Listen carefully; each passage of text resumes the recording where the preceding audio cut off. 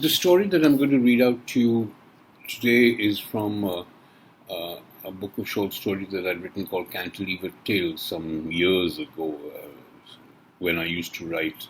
It's a standalone story, but it's also part of a larger story. This one is called Chingri Kaka. You'll find out what it's about as I go along. Bongshi Mama stayed in a room that had been an annex to my father's room. An old gardener, Horin, lived a little away from the house on the family's estates, and Chingri lived in the little hut that was nestled amidst some bushes behind the pond. But Chingri was a small, about 4 foot nothing, wizened old man, or so it seemed. He was just 40 and some, but with skin so wrinkled that he could have passed off for, 80. Chingri was obviously his dark nun. Over the years, most of the household had forgotten his real name. Only I knew it. Ovimanyu Chaitanya Shankar Behra. According to Baba, he had walked in one morning many moons ago, a few years before I was born. When Chingri was still a young boy, he was 4 feet tall then too. He had introduced himself to my father, told him he was going to be the caretaker of the pond, and asked him where his room was. Now, if I put the letters of your name one on top of the other, Master Abhimanyu Chaitanya Shankar Behra, they will be taller than you.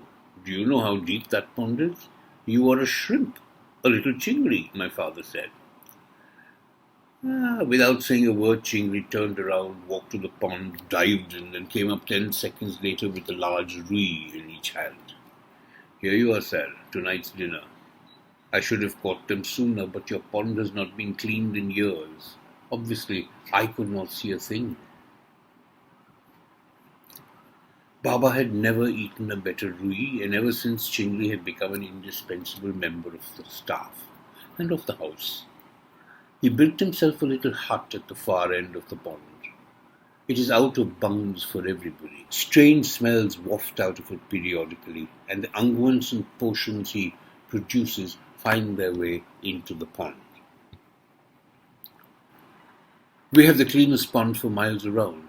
The various kinds of insects breed in and around it. Mosquitoes give it a wide berth. And the fish that come out of it are fit and healthy and in abundance.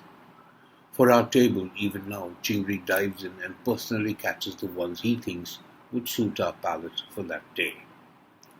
In all the years he has been here as guardian of our pond and fishes, he has threatened to leave only once.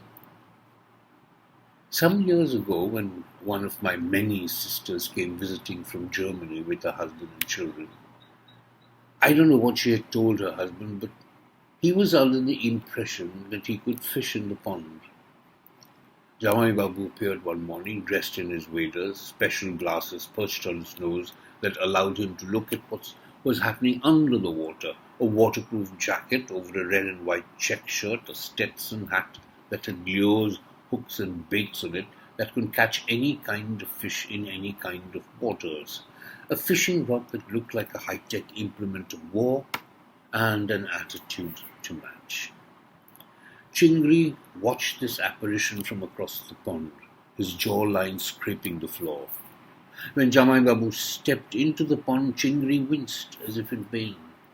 No one other than he had entered that water since he had arrived, so many years ago. Now, what on earth was this heathen from foreign shores doing in his pond? Oh dear, I'm going to have to decontaminate and reconsecrate this marvelous haven of fish, he thought to himself. For some very odd reason, though I am sure a very logical one, the Jamai Babu, or son-in-law of the house, can do no wrong. So no one, not even Chingri, could tell him that there were certain rules and rituals that had to be followed before he could enter the pond. After watching him cast his line a few times with little result, Chingri just lost it. He plunged into the pond, disappeared underwater, emerged from it right in front of Jamai Babu, tucked a large fish into Jamai Babu's shirt, and disappeared under the water again. This fish squirmed. Jamai Babu squirmed with the fish. He lost his balance and fell full length into the pond. He came out a few seconds later, swam to the bank, and dragged himself out and lay on the bank gasping for breath. When he looked up, he saw all of us standing in a circle around him. "Caught anything?" my father asked. Jamaibabu sneezed. "A cold, I think," my mother said. "Not a wasted morning then," my sister said, and we walked back to the house. "Wait," Jamaibabu said, and dug into his shirt and pulled out what he thought would be a large fish. We turned around to look. It was a shoe. The fish had got away. Chingri won, Jamaibabu nil. We didn't laugh. That would have been too cruel. Later, Chingri was overheard telling Bongshi Mama, "I can't work here anymore. Who does he think he is? A zamindar? And where does he think he is? Shonagachi, putting his sheep in wherever he chooses to." Baba was within earshot and had heard every word, but being the diplomat that he was, pretended he hadn't. Story has it that for many days after he would call Chingri to his study, where strange noises that sounded suspiciously like muffled laughter could be heard.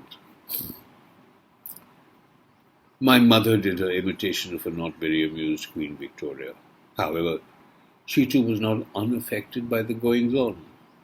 If she heard my sister telling her husband something innocuous like, "You can't hang your towel wherever you want to," or "You can't park your shoes anywhere you choose to," Ma would hurriedly leave the room, her mouth covered by her pallu, muffling what sounded remarkably like a giggle. They left a couple of weeks later. The kids were happy to be going back home to their lives and friends.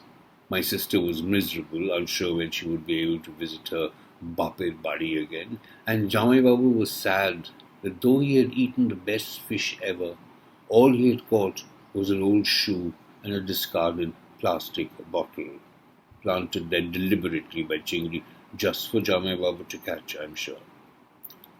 His parting words were, "Certain rods just don't work in certain ponds. Next time we come, I'll leave my rod behind." It was with the greatest of restraint and discipline that we bundled them into the waiting taxi and dispatched them to the airport. We waved at the tail lights of the departing taxi, not daring to look at each other until it turned the corner. As it disappeared, my mother said, "Next time he comes, he'll leave his rod behind?" Did you really say that? It is rumoured that the streets of Santragachi have never recovered from the waves of merriment that followed. Chingri stayed.